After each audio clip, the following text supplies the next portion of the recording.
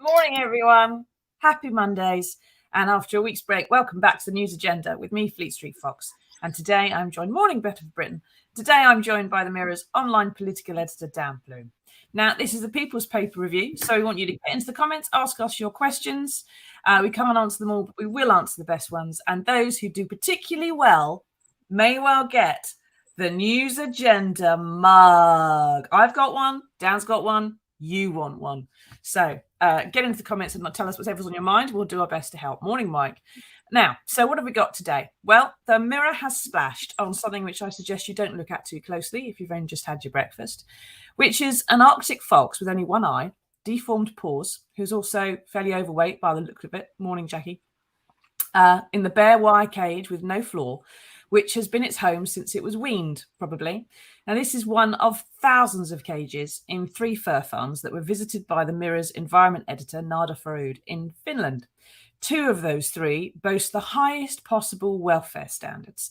And the firm which sells the pelts produced by them, Saga Furs, supplies designers whose coats, hats and scarves are to be found in the upmarket, high-end department store, Harrods. Now, we should stress that Harrods hasn't done this itself and that it is legal to import and to sell fur. However, it is wildly unethical to treat animals in this way, and even more so when the customers in Harrods are told, as Nada has found, that the fur is from an animal which lives in a lovely pen like the ones at Battersea Dogs Home, full of toys, and they're put to sleep gently rather than electrocuted, as these ones are, at about 8 months old. Now, Dan, this is obviously pretty grim stuff, but is there any chance that this kind of investigation, Harrods hasn't even bothered to comment, they haven't even tried to defend this at all, so they don't care. It's fairly grim, but I mean, can you see this leading to any sort of action in Parliament at all? Well, there's some action kind of being held in reserve almost. The government launched a consultation back in the summer saying that they could crack down on kind of fur imports. So at the moment, you're not allowed to do what's being pictured here in the UK, but as long as it's not certain species, you are allowed to import certain animals' fur. It's Great Britain rather than the UK, but, you know. So the issue is whether we should be still allowed to import and sell fur here. And at the moment you are, it's completely legal. And the question is whether this sort of vague consultation that happened over summer could eventually lead to something akin to a crackdown here. So the government makes a lot of noises about it. Obviously, we all know that there's someone quite close to the Prime Minister who feels very strongly about these issues. Harry, if you're watching, have a word with him. It's a fox. Well, it's worked with the environment, though I'm sure he has an independent mind on that one as well. He now talks a good game, even if you say he's not actually achieving what he needs to. So it will be an interesting one, but I'm not sure we're going to see anything sort of next week off the back of this. No, it doesn't seem to be that there's a lot of sort of political drive to these things. There's huge sort of political capital in something like HS2, and they still don't do that. But this kind of thing, which doesn't have all that sort of political public oomph behind it in any way, is probably going to struggle to hit through. Now, if you can have a look there on the bottom left corner of those pictures, everybody, those little white lines you can see are rows of cages at just one of the fox farms that Nada visited, seen from the air. Now, there are 750 of these farms in Finland, and they kill and produce up to 1 to 2 million foxes every year that are raised and slaughtered in this way. They're overfed to make their pelts as large as possible. That one there looks not like a fox should look. They should be slim and svelte and predators, but they're overfed and obese as a result of all this overfeeding. And while perhaps our viewers may very definitely would never buy fur, we don't know. Tell us, get in the comments, ask us what you think. Do you think it's fine to farm foxes this way? Do you think that it would not be okay? Brian says, no way, Harrods. I love real fur. You cannot beat it. We can't wear fake, really. Okay, Brian, thanks. Go away. You are literally talking to someone who's called Fox. Some of you probably have some in the winter wardrobe right now, mittens, something like that. We use fake fur instead these days, but other consumer investigations have found items sold and labelled as fake fur are actually real fur from foxes or rabbits quite often, especially on Amazon and eBay and so on. If it feels furry, everybody, then it probably is. You may have some of that stuff in your winter wardrobes waiting to go on when it gets cold, but this may well be where it's coming from, because this can be cheaper sometimes for someone to produce than the fake stuff. But Dan, why isn't this bad? Although you said it's legal to import it, and certain animals it's not legal to import, like seal skin. We did have a big thing about that a few years ago to ban the importation of that. Why is it that foxes, for some reason, or, in Britain, why am I even saying this out loud, considered like they should be treated this way? Why aren't we doing more to stop the importation of things like this, or at least making sure that the welfare claims made about the supply chain are actually there? I mean, trading standards should be all over this like a rash, I would have thought.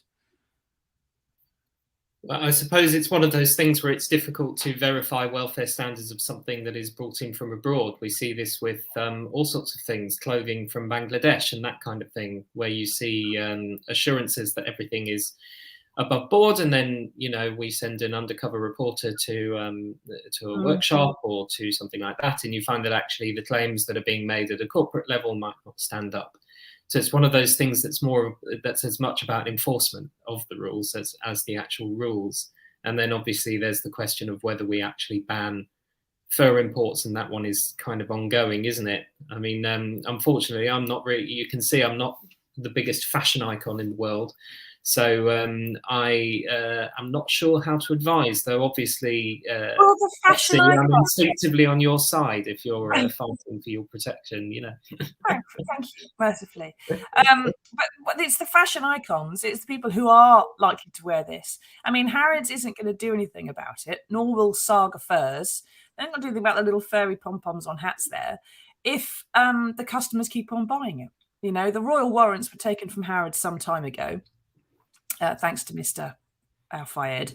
Christine says, no way, stop killing these animals. It's disgusting. The fur belongs on the animal. Ban it. The animal also belongs on the frozen steppes of Finland, not in the cage of Finland, Christine. It should be banned. But, it's allowed within the EU. Some parts of the EU have banned fur trading, like Belgium and Luxembourg, but they are still allowing it as well. And it does seem to be that if the customers don't really kick off, and they can stop selling these things, if no one buys it, then they're going to stop producing it. It's as simple as that. But when you have very, very rich people swanning about who want to wear fake fur or real fur, then people are going to go into Harrods and try to buy a hat to look a bit like it, aren't they? Unfortunately, it's all about the customer pushback. And if there isn't any customer pushback, it's not going to happen. And although this NADA stuff here is great, I do wonder how many of your average Harrods shoppers are reading the Mirror and getting to see about it. So tell you what, everybody, we'll post a link to the story online in the comments. And if you can share it on your social channels today for the sake of foxes everywhere, then maybe eventually we'll start spreading this far enough that people who buy these things in Harrods see it. Because once you've seen the photographs and the conditions these are actually sold in, and the lies that are told to people who go shopping in Harrods about where this stuff has come from, then you perhaps will stop selling the stuff and there'll be some kind of reaction. The link is in the comments, I'm informed. So to go get into the comments, let us know what you think. Most people are just really anti-animal mistreatment. Do you think it's okay to farm animals this way? Some of the people in Harrods are told this is only animals who are being killed anyway for food. It's illegal to kill a fox for food. So in the EU, I think I saw in the piece there. So it doesn't happen. It's further light. Lynn says it's disgusting and barbaric. Of course it is. But how many of us, like I said, Lynn, we've got something that says, oh, it's fake fur. And it says fake fur on the label. And the fact is we aren't able to check whether it is or not. Jimbo says, how many of the average Harrods shoppers cares about animal welfare? Most of them are tourists, I think, Jimbo. So they're not quite as posh and super rich as they used to be, although there is an awful lot of those supercars parked outside most days. So a lot of the tourists perhaps would give it a wide berth. And I think, frankly, the Qatari state, which runs Harrods these days, should do something about it and make sure that it's not a status symbol anymore, because it hasn't been since we left caves. And frankly, we should stop acting that way, if you ask me. Anyway, get into the comments. Tell us what you think. There's a link there. Share the story. Share Nada's investigation far and wide, and maybe we'll save some foxes. But moving on, there are some other things happening today. Now, Sajid Javid has said that there is no need for a plan B to save Christmas. I can remember someone saying that last year, Dan, I'm certain. This is despite the fact that Europe is seeing a major rise in coronavirus cases. Now, Dan, take this through this, because it seems to me like the argument is because we've had so many infections over the summer, we won't have the same scary rise in infection rates. But that doesn't mean we won't end up with exactly the same total amount of disease at the end of it, does it? So why does this mean we don't need a plan B? Why are we going to be safe at Christmas while all of Europe is stuffed? So I think I got the gist of your question, despite some tech trouble there. The issue that is being raised by a few of the scientists, so Andrew Pollard of the Oxford Vaccine Group and Professor Sir John Bell, is that our cases have been so high, and don't forget we've got more than 1,000 people dying a week through the last few months, that we're less likely to see the sudden spike that is happening in Europe. And therefore that, the NHS won't be suddenly overwhelmed or threatened with that, and we won't have a lockdown because we won't have this sudden peak. Now, the slight problem with that argument is, first of all, you definitely don't want to be painting we're only, we're having 1,000 deaths a day already, so we're not going to spike, as some kind of victory. And the other problem with it is that cases are going up. They've been going up for a couple of weeks now. I think by almost a third, but I don't want to be, crucified for getting that one wrong. I would have to go away and check the figures. So cases are going up. It's the argument of whether they're going to kind of explode like they have done in places like Austria and that kind of thing. So it's an argument, and Sajid Javid, the health secretary, was questioned about this argument yesterday, and he said, well, that's an argument. We don't want to be complacent. He's not wanting to sort of side with that because, of course, if the opposite thing happens and cases do spike, he would look extremely stupid, which we've been used to in the last year with ministers trying to predict what will happen. So at the moment, they say there's no need for plan B, which is the sort of compulsory masks, compulsory vaccine passports in nightclubs and that kind of thing. Even though a lot of people say, well, why not? What harm could it do? It's not incredibly invasive, just do it. And then the question of a lockdown is beyond plan B. That's what happens if plan B fails. So it's almost 2 steps away. Yeah. So I think, Heather, we're further away from a lockdown than you might think. But it does sound like we're having a a gradual overwhelming of the NHS rather than a sudden one. It says on the bottom of that page there's a chap there who's from the NHS who's saying, look, we've been under unprecedented, that word again we keep seeing all year, unprecedented, the huge amount of pressure, and they won't be able to stand any kind of a wave or eruption that comes over winter. So the idea, I suppose, is that third wave has been flattened, although it's still massive, and therefore a bit easier to deal with in theory. We shall see, won't we? But if you've got loved ones and you want to see them at Christmas, you might want to get on and see them sooner rather than later, just in case. But there's other stuff happening. And Mike says, I think the UK still has more cases and deaths than any other EU country. Is that right, Dan? I can't. I'm not a machine. I'd have to look it up, Mike. Sorry. Mike. But the rest of you are on the internet, so get in there and find out. You can find out as easily as we're going to Google it. But there is other stuff. Sajid's got other problems today, hasn't he? What's happening in Parliament later on? Yeah, so the story we're all talking about is COVID and lockdown, but the story you should really care about, because it could be you or me or Susie, sorry, Susie, is social care. What happens in, 40, 50, 30, whatever years when your health starts to fail and you end up in a care home. And Sajid Javid will come and visit you. Lovely. No, not. Think how old he'll be by then. He'll barely be able to get in the door. He'll be in a very different care home, won't he? So the problem that has come about is Boris Johnson unveiled this big plan for social care in September. It left quite a few holes in it, but ultimately it had a £86,000 cap on what you pay over your lifetime. And then also when you dip below 100 grand, you get help from the state. So it's kind of like a double protection. Elements of which exist now on one side, but not nearly as good as that. Now, the problem with that is, number one, if you live in the north of England, your home and therefore your assets is probably, worth 150, 200,000 pounds. That is affected much more than someone who lives in London or the south of England, whose home is worth £1 million, even if they didn't buy it for that originally 40 years ago. So they are disproportionately hit by this. And now the government has brought in another sort of U-turn, a change of policy to shave off £900 million a year from this, save the Treasury a bit of money. And that problem is that if you are under that £100,000 cap, that means tested cap where you get some help from the state, only the amount that you personally pay, not the help you get from the state, will count towards that 86 grand cap.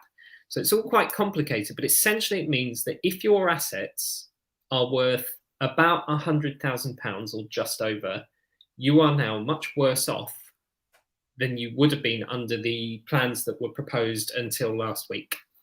So and changed plans to make it more difficult for poor people. Well, they say that's not the intention. They say the intention is to level it up because poor people, because poorer people will be paying 86,000 the same as richer people just over a longer period of time. Takes longer to get there. Now, the problem, of course, with that is that it's just obviously ridiculous to look at a sum of money as a flat sum of money if you are rich or poor. That's what the problem with the poll tax was when I was barely born. Exactly. Is that £86,000 for someone who has a £1.5 million porproperty portfolio is very, very different to £86,000 for someone who bought their home in Barrow-in-Furness for, it's now worth £140,000. It's just obviously different because you can remortgage, you can do all sorts of things that will free up that money without having to sell your home. So that is the issue. And some Northern Tory MPs are very angry about this. They say not only is it unfair, it's moving the goalposts halfway through the game. And there's a vote due on it at 10 o'clock tonight. Although the report suggests that the rebellion just won't be big enough to overturn Boris Johnson's majority on this. So, perhaps some of those MPs who aren't going to rebel will want to look at kind of, Mike's point, could this be the next poll tax? Will there be a backlash? And remember what the dementia tax did in the 2017 election and vote against. But, maybe they'll be hoping it can be unpicked at a later date, but the bill is already at quite a late date. So really the only hope if this passes tonight is in the House of Lords. and perhaps a sort of ministerial compromise further down the line. So it's a really, really serious issue. Just to make the point, the government insists that overall people will be better off than they are now. And that's not really arguable. If you look at the charts and things, yes, you'll be better off than you are now. But the problem was that the reason this social care plan took so long to come up with, years and years and years and years of inaction, is that it was very difficult to come up with a system that was fair to people. And now they've finally come up with a system and people are saying it's not fair enough to people. That's the crux of the issue here. Yeah, and that they're fundamentally the only way to make things fair to people is either to make everybody a millionaire, which is virtually impossible, despite what Better for Britain says. At the moment, you can improve house prices and make it more desirable to live in the north. Perhaps the pandemic will do that for us. Perhaps more people working from home and setting up their own businesses and so on will make it a bit easier to stay in the communities where people are born and where their families are, and they won't need to schlep to London all the time. Now, Ewan says, Susie, I'm in the southeast. I haven't got the savings. I do have a modest house. If my wife or myself go into care, would I have to sell the house? According to Dan, you've got to find 86 grand, Ewan. So it's a little bit more complicated, because if the only way you can find the 86 grand is in the equity in the house, and you've basically run out your savings and the only way you can do it is selling the house, then there are things called deferred payment agreements where you can essentially pay after both of you die, and your family have to sell the house for you to pay the bill. Now, that is a breach of the 2019 manifesto of the Conservatives, which said that we would guarantee that no one would have to sell their house to pay for care. Now, that didn't say we guarantee no one will have to sell their house while they're alive to pay for care, because that would have been the sort of asterisk small print that people would have jumped on at the time, wouldn't it? But it would at least have been true. So yes. So there you go, Ewan. I hope that answers your question a little bit. There is some stuff happening at CBI today and talk about economic clusters and finding ways to get the north seeded with more parts of the economy, more headquarters, more people, more staff, more wages, higher house prices, all the rest of it. Boris Johnson and Keir Starmer are going to be there talking about, I think Keir is talking about how Labour is now the party of business, and Boris Johnson is talking about green economic recovery. So you'll see that on the news later on. We'll have to wait and see how that goes. But the social care debate is going to be broadcast live on the Mirror's Facebook pages around 3:30 this afternoon. Time to be announced, but it's going to be later on this afternoon. So keep having a look at the Mirror's Facebook pages. You'll be able to see that debate on social care and perhaps have some more of your questions answered there. So that will be broadcast later on. Now, there is one final thing. There is some good news in the world, and we found it for you. I dug right the way through the paper and had to find something that's very difficult today. But I did find something, and here it is.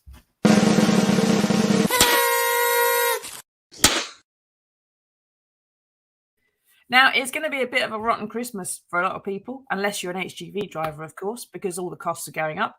But there's a couple of footy fans who are trying to improve it by seeking donations to pay for football kits to hand out to needy children. Now, Paul and Lizzie Watson run an organisation called Kitmas, which handed out 1,000 strips last year.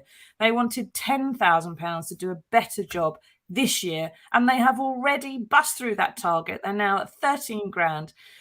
We have a crowdfunder which is linked in the comments, so you can go and bung them a fiver as well if you want to help out. This is getting football kits to needy, deprived children for Christmas. They're not having sort of specific team kits, because if you send a Liverpool strip to someone in Liverpool, they might just be an Everton fan, so you got problems there. So they're sending out neutral stuff like the Home Nation stuff, Paris Saint-Germain, Real Madrid, stuff like that, England strips, and it's making some kids Christmas. Now, Dan, is it just me, or does this make your heart glow a little warmer on a chilly, crappy day like today with so much horrible stuff going on in the world, just to know that some people are, for no good reason, just quite marvellous? Yeah, it's great, isn't it? Christmas always brings out the best in people. You always have projects like this.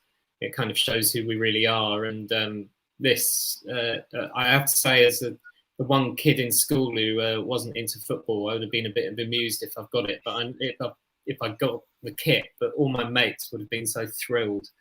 Yeah. And it's football kit. I mean, I've confessed I don't know much, but I do know that buying a football kit for a kid is massively expensive, isn't it? Because, there's so much more than the sum of the shorts.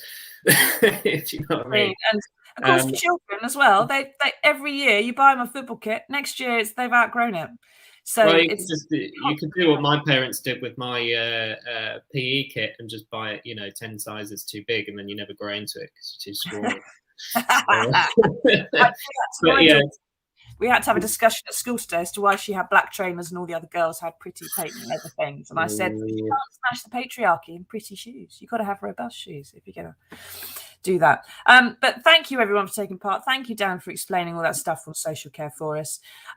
We thank you for all your questions, everybody, for taking part. It does seem that apparently if you're a kid, that dressing like a millionaire really can make you feel better. So get into that crowdfunder. It's in the comments. Spread Nada's story about don't buy fox fur. And come back this afternoon on the Mirror's Facebook pages for some stuff about that social care debate, which we'll be broadcasting live. Thanks very much, everyone, for taking part. We'll see you again on Wednesday for another edition of the News Agenda. Bye-bye.